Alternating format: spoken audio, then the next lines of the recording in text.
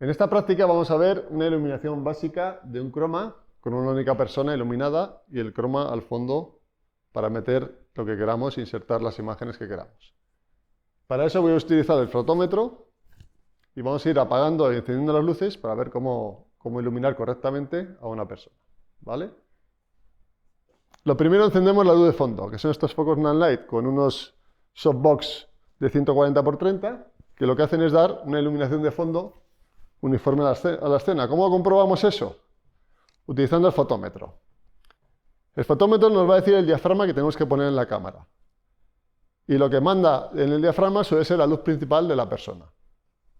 Para ver la luz de fondo que tenemos, que siempre tiene que estar ajustado a la luz del personaje, normalmente un punto por debajo, vemos que poniendo el diafragma en ISO 800, que es el ISO básico de la cámara, y la velocidad en 50, que son 25 fotogramas por segundo, no 50 de segundo, vemos que la luz de fondo se mueve en valores cercanos al 5,6 y es bastante uniforme al estar iluminando en 45 grados, ¿vale? Si ahora me acerco al punto donde voy a estar, estaré en silueta respecto al fondo. Ahora encendemos la luz principal. La luz principal es un octavox grande de 1,20 m de diámetro que, si me pongo en mi marca, nos va a dar el diafragma al que está expuesto el lado iluminado de la cara. Para eso apuntamos con la semiesfera a la luz y medimos. Y vemos que el diafragma es de 8, ¿vale? Ya lo he regulado porque esta luz la puedes regular de 0 a 100 en porcentajes y ahora mismo está en alrededor del 30%, es decir, es muy potente, pero también está muy cerca. Estoy a 1,5 m escaso de la luz y lo que hace es me envuelve bastante y me deja el lado izquierdo de la cara en sombra, pero sin que sea un contraste demasiado alto, ¿vale? Insisto, es una luz día a 5500 Kelvin y el diafragma es 8, que es exactamente un punto por encima del fondo.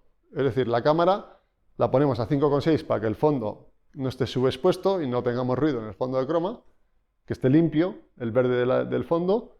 Y ahora vamos a encender una luz de contra para rellenar un poco el lado izquierdo al que no le llega tanta luz como en el lado derecho de la pantalla.